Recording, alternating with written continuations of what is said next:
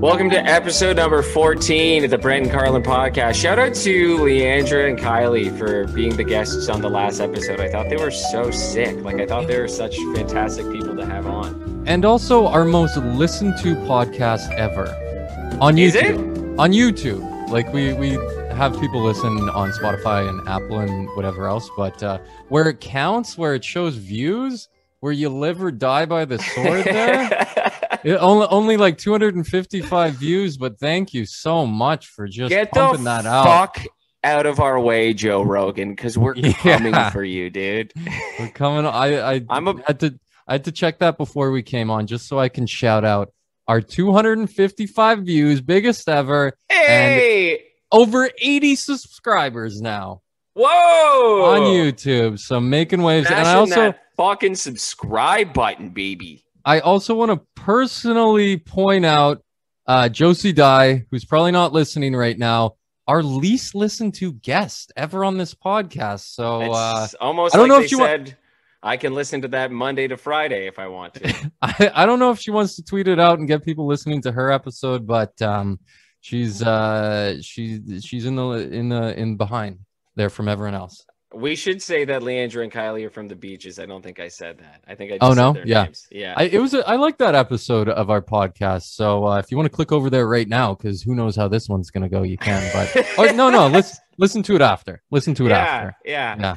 I think one of the best parts about bringing musicians onto the podcast is the fact that I texted Leandra and Kylie after, actually, and I was like, I'm so sorry we barely talked about your music. You guys just put out a really good EP, and we barely said shit about it.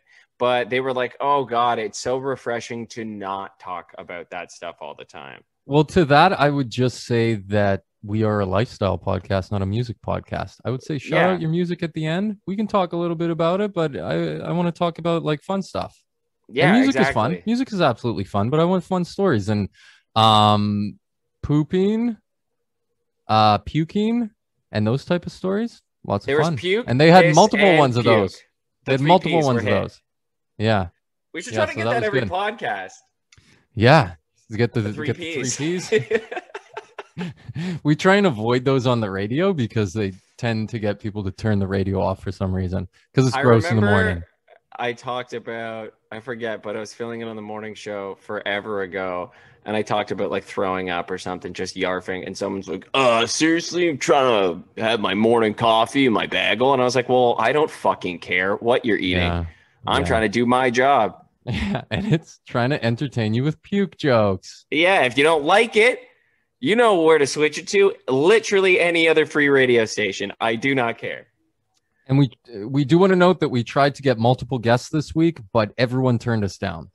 Yeah, I'll shout her out. I really thought, okay, so I interviewed JJ Wild for the station, and she was so great.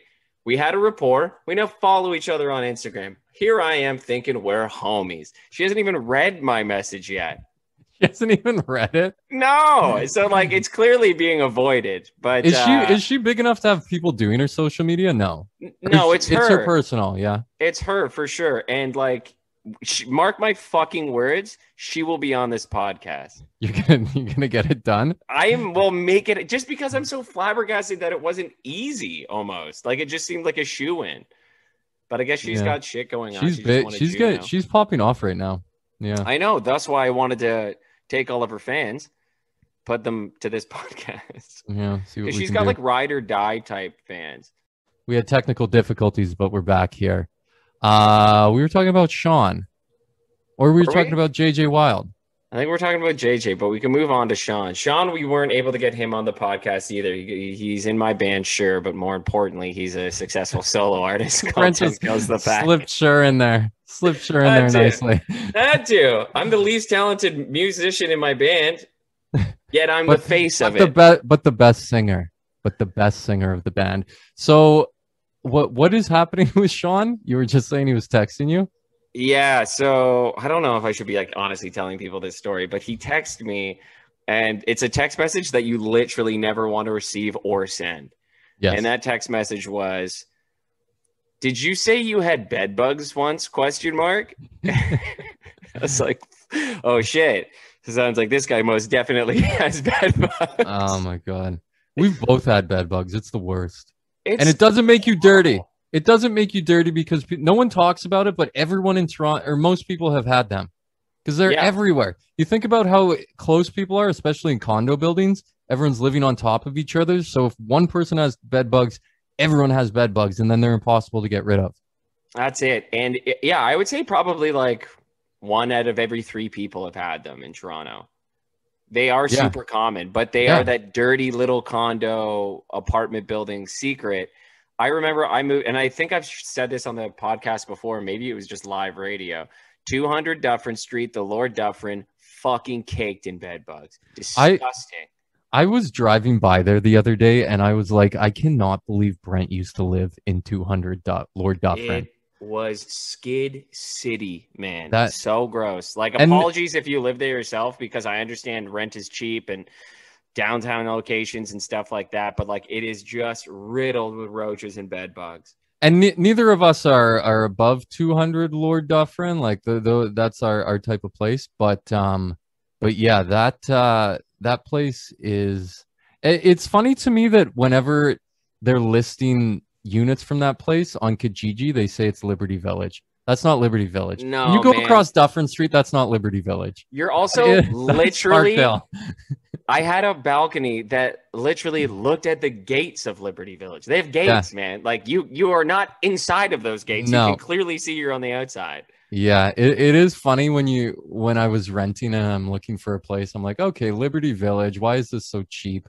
It's like probably $400 less rent than everywhere else in Liberty Village. Oh, because it's the Lord Dufferin and they're pretending they're in Liberty Village. Yeah, they have a weird above ground pool that they have to have a lifeguard out for, which is so weird. At So, least like, they I have remember, a pool, I guess. Ish. It's like they filled it up with hose water and then like that's it. I'm serious. It's weird. I've never been to the Lord Dufferin. The Lord Dufferin pool is an absolute vibe. Have you seen that episode of It's Always Sunny where Charlie and Mac fill this disgusting pit with water? And it's like, it's got like old bikes in it and shit. That's what I imagine the Lord Dufferin's pool to be. I remember trying to tan there, and there's just this like 14 or 15-year-old like lifeguard sitting there like staring at me because he has to be there. Aren't there no beach chairs there too? Like you have to bring your own chair to the outdoor pool. That is such a sign of a skid pool. Like there has to be, if there's 2 or 3 chairs, fine, but there has to be a couple chairs there at least. There's no chairs at this outdoor pool. So I'm just like sitting on this tarmac style, like concrete where this raised pool is. And this 14-year-old's looking at me. I'm like lying on a towel. It's so uncomfortable. And I remember I got a text from, I was single at this time. I got a text from a cute girl that lived nearby. And she's like, oh my God, like I live close. Do you mind if you should invite me over for a swim? And I was like, I wouldn't dare invite you to this shithole. Like you don't deserve to have to put yourself through this. Go to anywhere else. Damn, I wish you invited me to the Lord Dufferin pool because I didn't realize it was like this. I just remember driving by it. I just remember driving by it and being like, a pool without chairs, what is it like? And if there wasn't a lifeguard, you couldn't go swimming. I was 26 years old. Wow. So you know why they're doing that? Because someone clearly drowned there before. Someone died at the Lord Dufferin. I bet if we Googled it right now, someone has died there. They got sued, and now they have you need to have a lifeguard there. Let me just look. My brain is exploding right now because you're so right. That sounds like exactly what would have happened. So not only did I live at the Lord Dufferin when it was caked in roaches, bed bugs, and domestic disputes on both sides of me at any given moment, but there was definitely someone drowned. I'm saying definitely. Yikes. And I haven't looked it up yet. But you're on it. Yeah, I'm not going to spend time on this, but I guarantee it's something like that. Like it has to be. There's an Ask TO, someone asking if anyone's ever lived in the Lord Dufferin apartments. I wonder what these comments are. I'm not going to read them live on the podcast. But that's a little treat for later. About reading about the Lord Dufferin. Something that I did want to get into is we golfed this week. You beat me by 1 stroke, and you've just informed me that you may not have beat me by 1 stroke, but you sure did tweet about beating me by 1 stroke, or not tweet, Instagram story about beating me 1 Certainly stroke. did. Yeah. Publicly saying that you beat me, knowing that you may have tied me. So I want you to publicly Instagram story that it was a mistake and you actually did not beat me and we tied. I think you misconstrued what I told you off the podcast, because what happened was I got a 7 on this hole, and then I started I ended up beating Carlin by 1 stroke, and then we parted ways, and I sat in my car and I was like, maybe I got an 8, and like I don't want this guy thinking that I'm shaving strokes, because we play together all the time, and I hate people that do that, by the way, because like you don't feel good if you lied about winning. Yeah. But so I was like really racking my brain. I sat in the car for probably 15 minutes before going anywhere and counted the strokes so many times. And it was an honest 7. I did beat you by 1 stroke, but I was like, okay, 3 off the tee. Shit, that's not good immediately. 4 drop. Oh, dear God. And then like every time I counted, it was 7. Thank Christ. But I was like fully prepared to text you being like, we tied and I suck. I want to put an asterisk beside that win because I didn't play with the driver the entire round too. I was using a 3-wood. My fault. Yeah, so no asterisks. You put yourself I'm throwing an asterisk beside it though. You live by the sword, you die by the sword. I'll beat you next time. I'm not too worried about it. And I'll make sure to Instagram about it. I know that a lot of people don't give a fuck about golf, but what was so funny is we're going into the last hole. I'm up by 1 stroke. It's a straight turn right, or a dogleg right, if you know what that is. But it's like 90-degree turn. And I go first. I'm like, I'm going to hit a fairway wood, fucking bomb it. I lift my head. It goes like 60 yards. It's horrible. But still it's a playable shot. Very playable because of the straight turn, but I'm so far. Carlin skies this beautiful iron shot right over the trees, right through it. A shot that is so good that it's like it's cheating. It's totally legal, but it's gorgeous. We end up with the same score. Because of fucking course, I'm going to 3-putt. Of course, I'm going to 3-putt. And Brent's in the sand. Brent's in the sand in his second shot too. Yeah, and then he chips it over the green. And then he like, what did you do? 2-putted in? I didn't have a bad hole. I got a bogey on the hole, but you somehow my recovery shots were very, very big for me. I can't. I hate 3-putting, and to lose a game on a 3-putt is the worst thing in the entire world. Anyway, I know no one cares about golf. You were on a patio. I still have not done a patio. Patios are open. Yeah, so I was very overwhelmed actually, and I almost had to leave. Really? Yeah, I couldn't believe. I don't know what. Like, I have pretty bad anxiety. And we were walking around, and maybe it was like amplified by the fact that I hadn't eaten anything and I was a little bit hungover. Like, that obviously doesn't play well into having anxiety. But my girlfriend and I were just like looking for a spot to eat. We sit down at the Good Sun on Queen. And because it's one of those cafe TO patios that is like on the street with like the streetcar going by and cars going by. So lots of noise on this side, tons of people on this side, and then like the dog and bear patio is right behind this. So there's tons of people watching soccer. And I was just like very overwhelmed to the point that I was like, I actually might need to go home. Yeah. Like, I just felt fucked. Then baby got his pizza and I felt totally normal. But I was like, yeah, it felt really weird. But as soon as I had a drink and I had some food in my stomach, I was like, oh yeah, patios fucking rule. Yeah. Maybe I'll go for a drink on one tonight if it doesn't start raining a bunch. What's your favorite patio in the city? Ooh, that is a good one. It depends on where in the city. Oftentimes it doesn't. This is going to be the cheesiest thing. It doesn't matter what the patio is. It's who you're with. But on put that on a sign and put it on that gallery wall, buddy. Life's a journey. Life's a journey, not a destination. On the East End, Betty's is always good. Loveless Yeah. Cafe is amazing. The That's a good Wallflower in one. that neighborhood is also good. If you're in like the Annex area, can't have a bad time at Crafty Coyote. What are we missing here? Broncos is always fun. Poppers Rooftop Pub. Poppers, which one's that? It's on Bloor. It's just past Oh, Lee's yeah, yeah, Palace. yeah. It's got a Yeah. huge rooftop. Like I don't like their food or anything, but it's a great spot to get drunk outside.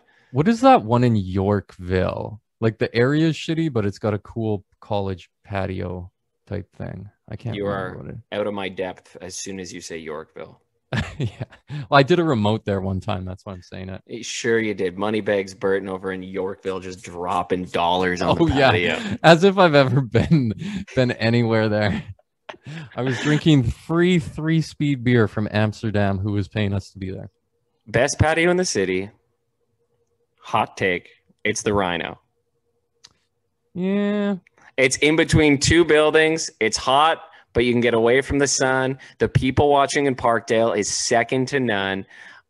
Food's good for like cheap pub food, and I always have a good time. I've never once went to the Rhino and regretted it.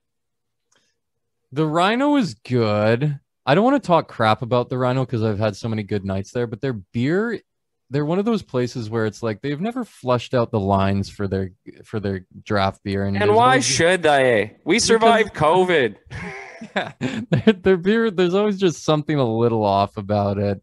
The washrooms smell like mothballs. They're one of those places, but I love the Rhino. The patio's good. I just thought of another good patio, and now it's escaped me.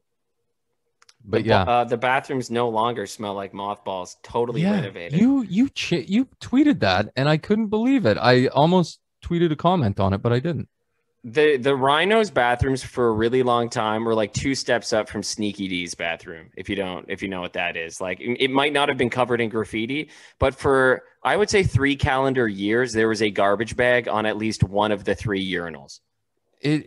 I don't even know. I would say it's comparable to the Sneaky D's washroom. Like it's right there. By the way, you're talking right into your mic and it's popping a little bit with all your P's. If you just talk across it more, it's a little bit better. But yeah, I would say that it's comparable to Sneaky D's for sure. But they have completely redone it. I walked into the Rhino and I was like, what is going on? They changed all their floors. Their flooring is lighter and brand new, and it doesn't look so like dingy and sad in there. And it bums me out. I don't like this gentrification that is going on with the Rhino. I liked it when it was grosser, but I understand that you had all this time to make this restaurant that is your livelihood better for people, and you can get more people to come into it. You do it. But the bathrooms are pristine.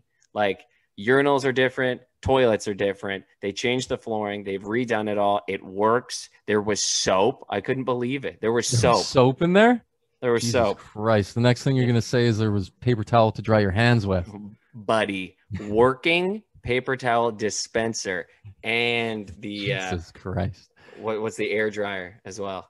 The hair dryer was working. So when you're walking down the stairs to go to the washroom at Rhino, were the ceilings still low? Was it still dingy? And were there's still 300 gross kegs to the side? So what they did is they built a partition that takes you to the bathroom so you can barely see. That is one of the most mind-blowing things of the entire thing. You can't see that their bathroom where you piss is pretty much where their beer is kept too. That's really weird. Interesting. Yeah, they've done some cosmetic lifts, if you will. Wow. But it started pissing rain when I was on the patio, and we had just ordered calamari and nachos, 2 foods that don't eat well wet. What food does, though? Those especially. And I was like, can we get it to go? Like, because there was a rule last year that if it started to rain, you could finish your drink and food inside. Yeah. And I don't know if that's a thing, nor did I really want it to be. But one thing I found interesting was both patios that I went to, the server was like, feel free to take your mask off. You don't have to wear your mask when you're talking to me. Like, it's all good. I'm protected. And I was like, whoa, like, I guess like you want people obviously to feel like they're having a dining experience in the real world.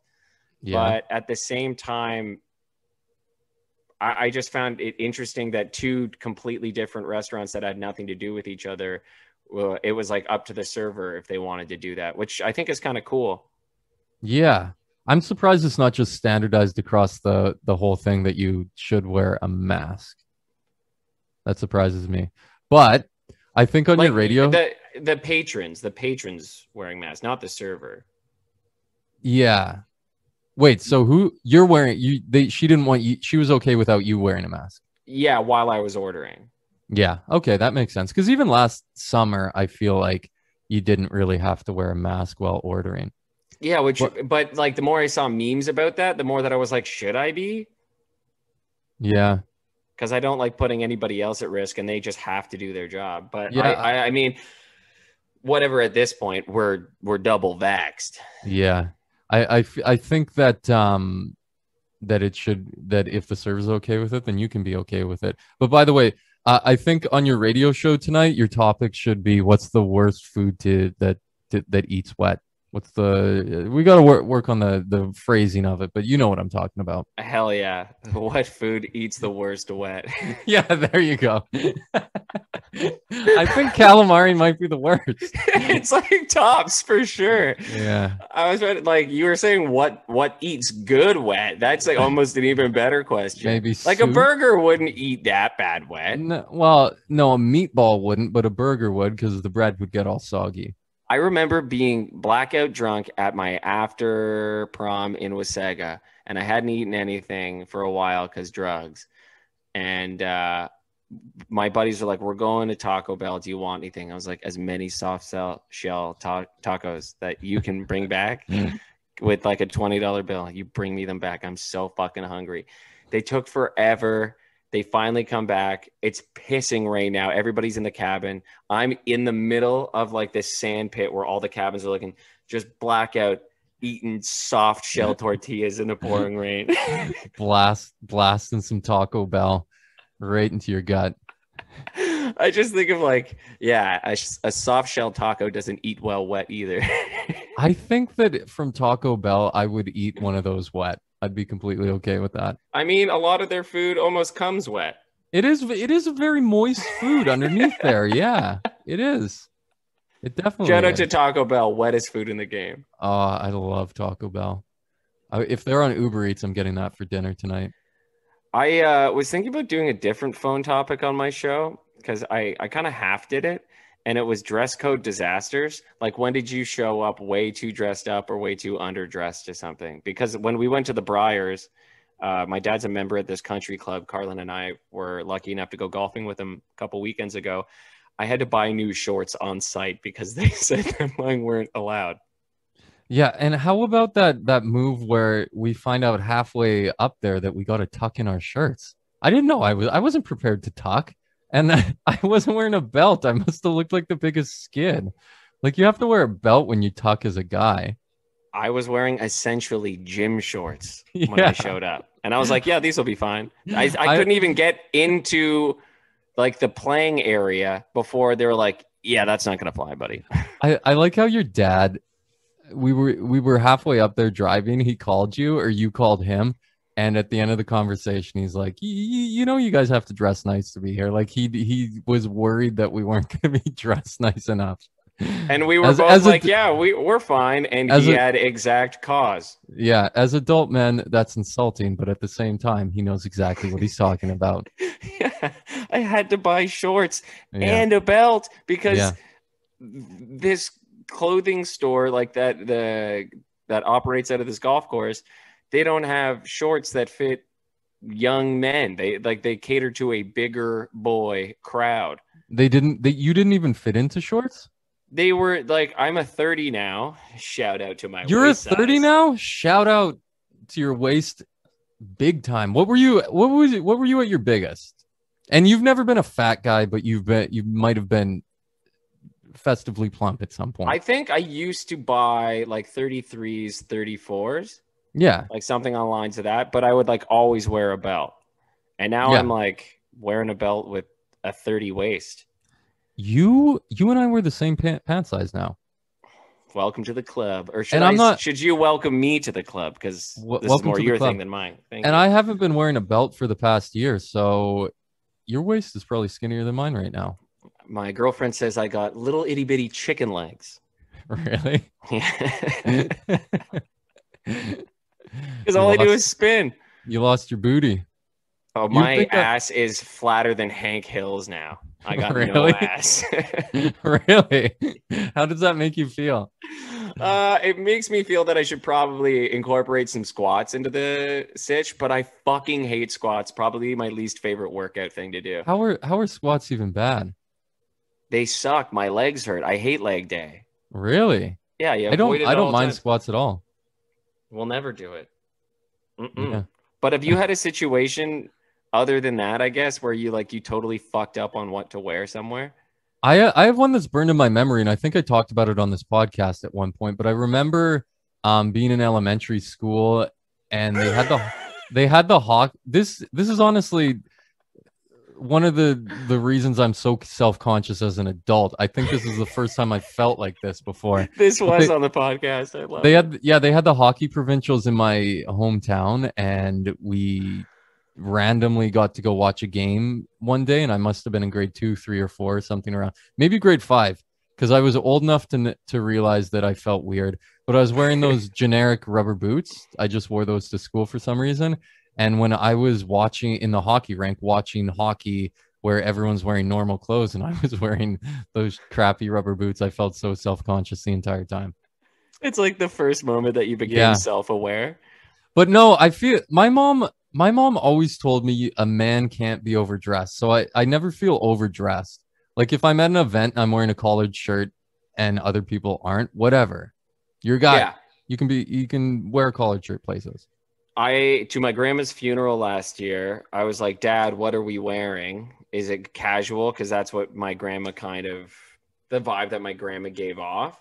And my dad's like, yeah, you don't have to worry about it, buddy. Just like a decent shirt and a pair of pants and you're fine. So I got like chinos and this shirt that is quite expensive, but is like a plaid shirt. And I go up there. My dad's like, word for word, are you fucking kidding me? And I was like, oh my God, like, am I stressing my dad out on the day that like he is mourning his mother's death? It's Yeah. also my grandma, so like I'm fucked up about it too. But I was like, that is the worst thing he could have said. And now I'm absolutely panicking. So at this stage in the game, I'm losing weight. I'm literally little boy in dad's suit. Oh, I had to wear you went and put on your dad's suit? I had to wear one of my dad's shirts. Your dad is so much bigger than you too. Like he's a huge. taller I guy. mean, I don't want to say he's huge, but he's got a pretty big stomach and I'm pretty thin. You And have to wear your dad's suit. to my grandma's funeral, it That's was like horrifying. and I was just like, I like thank fuck the whole time. I was like, my grandma would be laughing her ass off and she'd be like, of course Brent wore the wrong thing, which is so weird because like out of my brother and I'm the fashion dude. Like I'm the clothes guy. All I do is spend my money on clothes. All I have is nice clothes to wear for a situation like this. But I didn't even think to bring a backup of shit to wear. I was just like, plaid shirt. That's what my dad said. And then yeah, showing up, he's like, come upstairs. You have to shop my closet for, I guess, what is the smallest size I have. Like it was crazy. That is hilarious. If I wore my dad always wears baggy pants too. Like my dad doesn't have a fitted suit. I would not want to put that thing on. Yeah. Yeah. It's crazy. I remember working for Rock 95 and Cool FM. There's this annual party that they do called the Rock 95 Birthday Bash. And all the on-air hosts wear the same tux or suit. Mm-hmm. I was there. I remember that night. Yeah. I think that might have been even before I knew you, really. I think it was. Because Yeah, it was for the first time. Like I'd been working there the year before, but I didn't really work at Rock 95 yet. And then I got shifts. And the following year, they're like, we're going to have you on stage giving away prizes. You're like a Rock 95 host. And I was like, holy shit, like I get to wear a tux. This is cool. I'm one of them.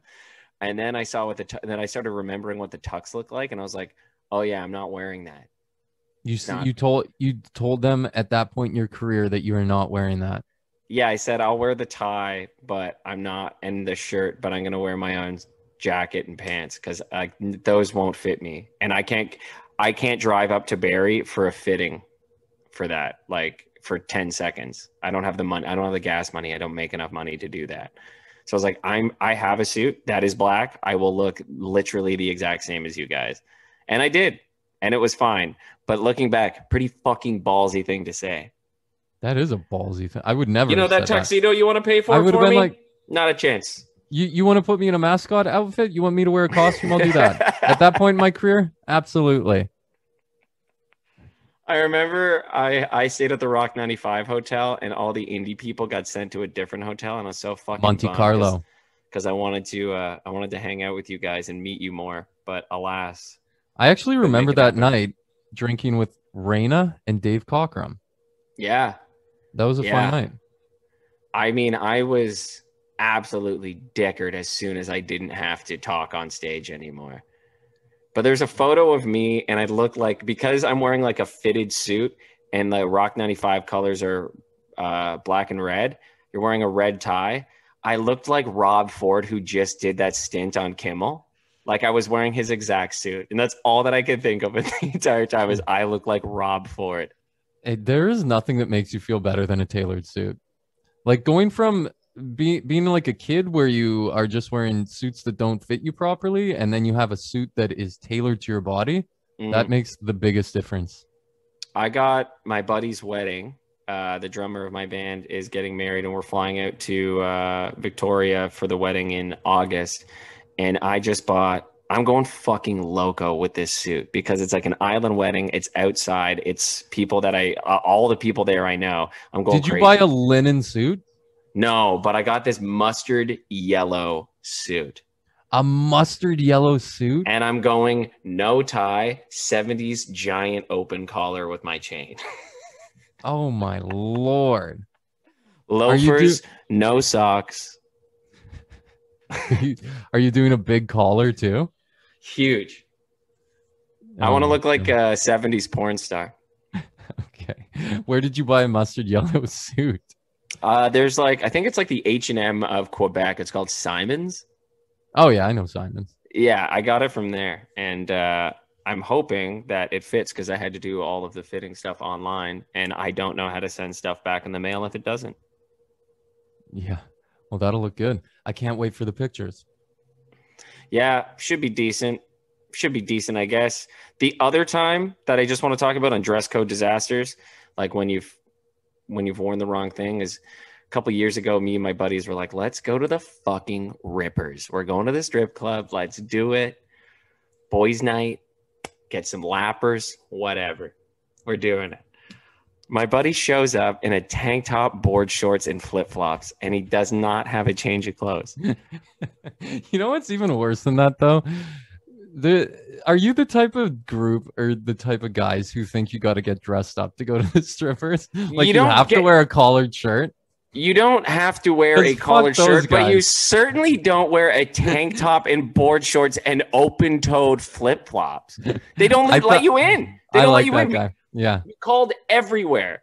For your eyes only. No. Paradise. Fillmore's. No. Brass Rail. Fillmore's? Phillies wouldn't even let you in with that? Fillmore's, the scuzziest, my favorite strip club in Toronto, the scuzziest, it said no. Which buddy was this? It was like a buddy of Cody's. His name's Trevor. And we're like, Trev, what the fuck, dude? We're not going to be able to do anything. And what happened? I think we stopped at a friend's place in Toronto and got him shoes because that seemed to be the big one. Tank top and shorts was bad, but not egregious to a point where they wouldn't let you in at one strip club, and I forget where it was. Might have been Brass Rail. That is the saddest phone call, having a phone around asking strip clubs about the dress code. Can you imagine? Just like... And it was me because I was like spearheading the campaign. I was like, no, we'll find one. You should do that on your show. You should call strip clubs and be like, hey, I got this outfit. Can I get in there? I remember I called the Sundowner, the one that had the strip club patio in Niagara Falls last year. I called them on my show to be like, so what are the chances I can get a lap dance still? And they were like, absolutely not happening. I was like, so what goes on in this patio then? It's all closed off. We seeing boobs or what? And they're like, yeah, it's the same thing, just outside. I was like, well, then I can get a lap dance. They're like, no. That was amazing. We need to figure out a way to make phone calls on this. On what? On the podcast. We need to be able to call and do prank calls on the podcast. I'd love to integrate that to be part of it. That is something that would be difficult to figure out, considering we're on Zoom. Well, we're technically on a phone call right now. Yeah, so we just need to third party somebody in. Yeah, it's doable. It's definitely doable. We'll have to figure it out. Or I put it on speakerphone, because that's what I did for one of my. I called the golf course that opened illegally. Mm-hmm. And I wanted to make it seem like I was booking a tee time, but in secret. So the whole time I was like, "Hey, are you still doing the golf? Like, is the golf still allowed?" And she's like, "Yeah, it's fine." I was like, "Shut up! There's people behind me." That bit didn't get the standing O that I thought it might, but it was fun to do. It happens like that sometime. But yeah, strip clubs. That's a good place to end. I feel like we should always end on the grossest note. Yes, not that strip clubs are gross. Support sex workers. I subscribe to a couple of OnlyFans. Do you? Which ones? Can't say. Would never. Why does no one say that? I've tried to get other. Why? I've tried to get other people to tell me what their OnlyFans are, and they will not tell me. I will tell you off of the podcast. But you know how people are like, what zodiac sign are you? What porn star you subscribe to on OnlyFans says so fucking much about you. And there's a little part of my dignity left that I don't want people to know. Okay. In the comments section, tell us who you subscribe to on OnlyFans so we can judge you and tell you exactly what type of person you are on the next podcast. If you guess who I subscribe to correctly, I'll say it on the next podcast. I'll confirm it. Okay, we'll give a hint. Brent's really into like the we'll say bimbo fetish is what they call it. I know that about you. I'm not saying anything. I'm not confirming or denying it, because the more that I say, the more that it'll be easy. And go subscribe to us on YouTube. Do you think we can get over 90 subscribers for the next podcast? Let's set it at 100 and then be very disappointed when it doesn't happen. Yeah, tune in next week for when that doesn't happen. But if we could get over 100, oh man, that'd be a big deal. Thank you as always for listening.